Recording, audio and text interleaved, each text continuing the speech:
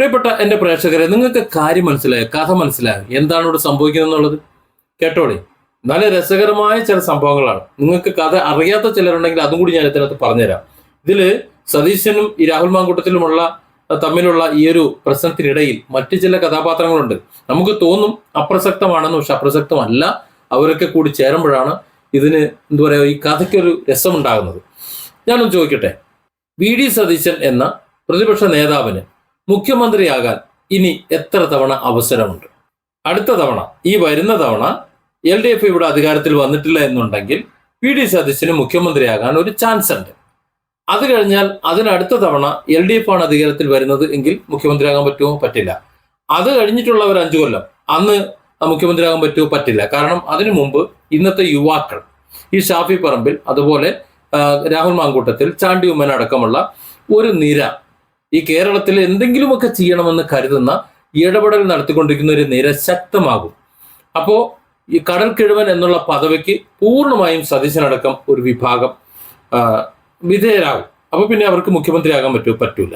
അപ്പോൾ ഈ പിണറായി സർക്കാർ അധികാരം വിട്ടതിന് ശേഷം അടുത്ത 5 വർഷത്തിൽ മുഖ്യമന്ത്രി കസേരയിൽ നിന്ന് ഇരുന്ന് ഒന്ന് സായുജ്യമടഞ്ഞ് ആഗ്രഹപൂർത്തീകരണം നടത്തി ഇറങ്ങി പോകണമെന്നാണ് സതീശന്റെ ആഗ്രഹം. ഇത് ഒരു ആഗ്രഹമാണ്, ഇതൊരു അവസരം, അവസാനത്തെ അവസരമാണ്, ഇനിയൊരു അവസരം ഇല്ല. അപ്പോൾ സ്വാഭാവികമായിട്ടും പിന്നെ എന്തിനാ രാഹുൽ മാങ്കൂട്ടത്തിന് ഒതുക്കുന്നത്? അവിടെയാണ് നമ്മൾ ചിന്തിക്കേണ്ടത്.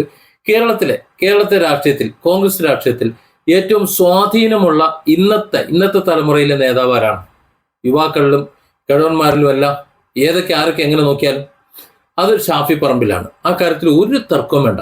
മുസ്ലിം ലീഗുമായിട്ടായാലും മറ്റു കേരള കോൺഗ്രസുമായിട്ടായാലും ഇന്നലെ കോൺഗ്രസുമാരുമായിട്ടായാലും ആരുമായിട്ടായാലും, ഏത് ഗ്രൂപ്പായാലും, ഐ ആയാലും ഏത് ഗ്രൂപ്പായാലും എല്ലാവരുമായിട്ടും നല്ല ബന്ധവും സ്വാധീനവും ഉള്ളത് ഷാഫി പറമ്പിലിനാണ്. മീഡിയകളോടായാലും വളരെ കൃത്യമായി മറുപടി പറയാൻ ഷാഫിക്ക് കഴിയുന്നുണ്ട്. അത് മറ്റാർക്കും കഴിയുന്നില്ല. മീഡിയകളെ നിലയ്ക്ക് നിർത്തുന്ന ഒരേ ഒരു കോൺഗ്രസ് നേതാവ് ഷാഫി പറമ്പിലാണ്. അതൊക്കെ പറയാനുള്ളത് മുഴുവൻ പറഞ്ഞും മാധ്യമങ്ങളെ വരുതിക്ക് നിർത്തിയും അവർ കൃത്യമായ കാര്യങ്ങൾ പറഞ്ഞുമാണ് പോകുന്നത്. അപ്പൊ എല്ലാ അർത്ഥത്തിലും ഷാഫിയാണ് സ്വാധീനമുള്ള, നിയന്ത്രിക്കാൻ ശേഷിയുള്ള ഒരു നേതാവായിട്ടുള്ളത്. MP ആയി അവിടെ നിൽക്കുന്നു എന്ന് വെച്ച് അടുത്ത ഇലക്ഷനിൽ മുഖ്യമന്ത്രി ആയിക്കൂടാന്നുണ്ടോ? ഇല്ല. വേണമെങ്കിൽ പറയാമല്ലോ, VK നായനാർ ഒരിക്കൽ മുഖ്യമന്ത്രിയായ ചരിത്രമുണ്ട് ഇവിടെ. പിന്നീടാണല്ലോ മത്സരിച്ച് ജയിച്ചു വന്നത്. അവിടെ നിൽക്കട്ടെ. ഏതായാലും തന്റെ മുഖ്യമന്ത്രി കസേരയ്ക്ക് ഒരു തടസ്സമായി രാഹുൽ മാങ്കൂട്ടത്തിനെയും ഷാഫി പറമ്പിനെയും ചാണ്ടി ഉമ്മനെയും ഒക്കെ കാണുന്നു എന്നാണ് നമുക്ക് മനസ്സിലാക്കേണ്ടത്.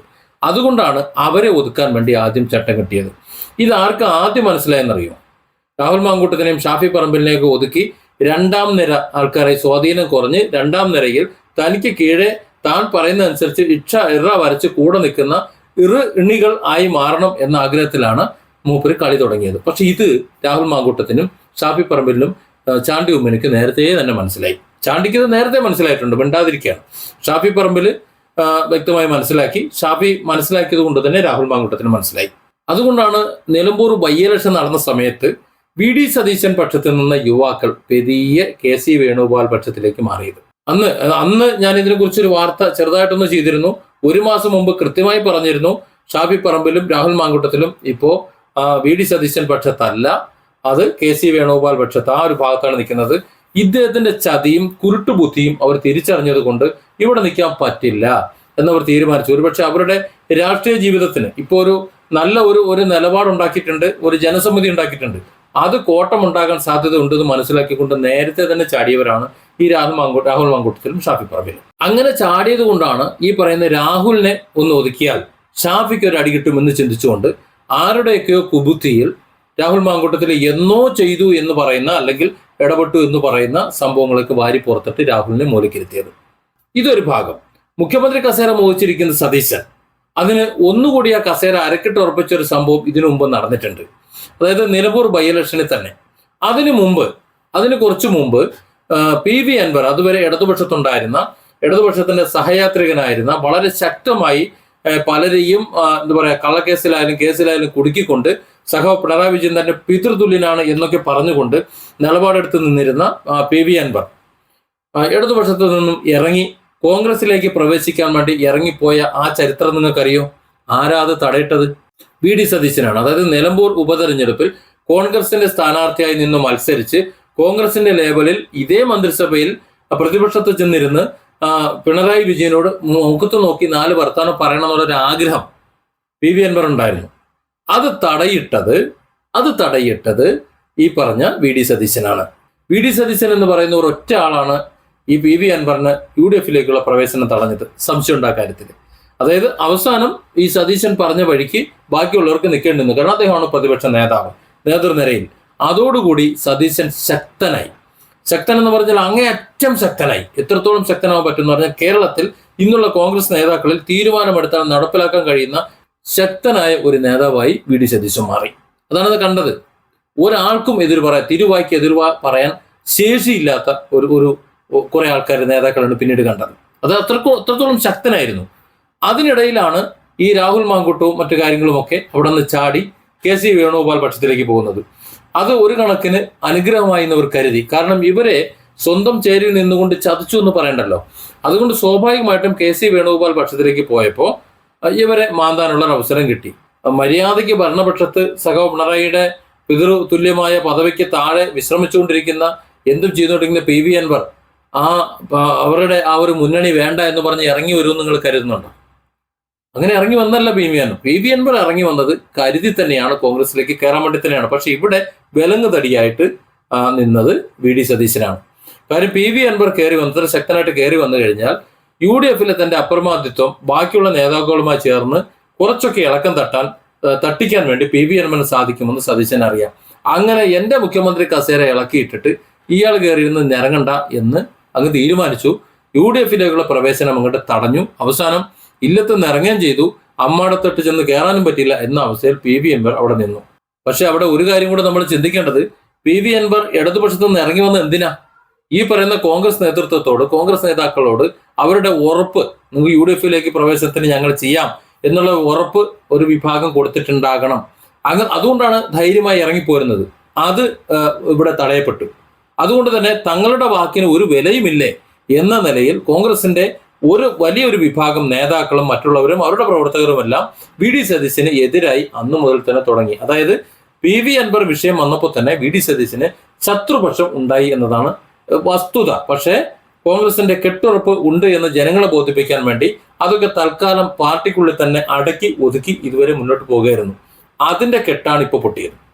അതായത് രാഹുൽ മാങ്കൂട്ടത്തിൽ എന്ന ചെറുപ്പക്കാരൻ തന്റെ ചേരിയിൽ നിന്ന് KC വേണുഗോപാൽ ചേരിയിലേക്ക്, മറ്റൊരു ചേരിയിലേക്ക് മാറിപ്പോയപ്പോൾ എന്നാ പിന്നെ അവനെ പൂട്ടിക്കളയാം, അവന് ഒതുക്കിയിട്ട് നമുക്ക് മുന്നോട്ട് പോകാം, എനിക്ക് ധൈര്യമായിട്ട് പോകാം, അടുത്ത മുഖ്യമന്ത്രി കസേര എനിക്ക് തന്നെ, PV അൻവറിനെ മൂലക്കിരുത്തിയത് കൊണ്ട്, ശക്തമായ എന്റെ നിലപാടിൽ എല്ലാവരും അടിയറ പറഞ്ഞതുകൊണ്ട് എനിക്കത് സാധിക്കും എന്ന നിലയിൽ ഒരു തീരുമാനമെടുത്തുകൊണ്ടാണ് രാഹുൽ മാങ്കൂട്ടത്തിനെ മൂലക്കിരുത്തുന്നത്. പക്ഷെ അവിടെ വി ഡി സതീശന് തെറ്റി. കാരണം കേരളത്തിലെ ജനങ്ങൾ മുഴുവൻ വി ഡി സതീശന് എതിരായി.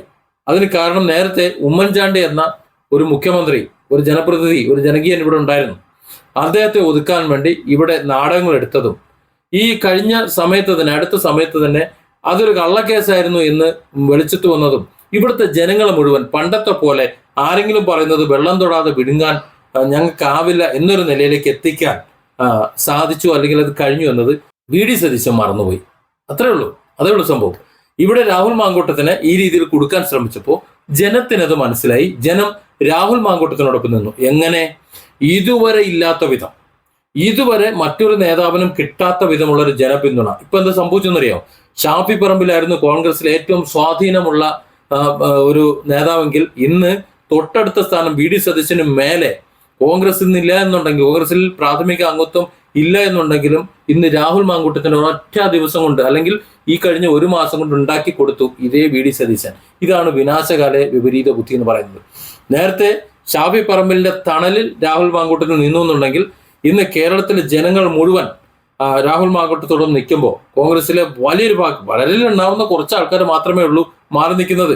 നേതാക്കളുടെ കാര്യം നിങ്ങളൊന്ന് ആലോചിച്ച് നോക്കും. നേതാക്കളെല്ലാം ആദ്യം തുടക്കത്തിൽ രാഹുൽ മാങ്കൂട്ടത്തിനെതിരെ നിന്നു. ഉടനെ പ്രസിഡന്റ് സ്ഥാനം, യൂത്ത് കോൺഗ്രസിന്റെ പ്രസിഡന്റ് സ്ഥാനം രാജിവെക്കണമെന്ന് പറഞ്ഞു, രാജിവെച്ചു. പ്രാഥമിക അംഗത്വം രാജിവെക്കാൻ പറഞ്ഞു, അതിനും കൂട്ടി നിന്നു. ഒക്കെ വി ഡി സതീശനാണ് മുന്നിൽ നിൽക്കുന്നതെന്ന് ആലോചിക്കണം. ആ സമയത്തൊക്കെ ബാക്കിയുള്ള നേതാക്കൾക്കൊക്കെ കൂടെ നിൽക്കേണ്ടി വന്നു. പലരും തള്ളിപ്പറയുകയും ചെയ്തു, രാഹുൽ മാങ്കൂട്ടത്തിനെ തള്ളിപ്പറഞ്ഞു.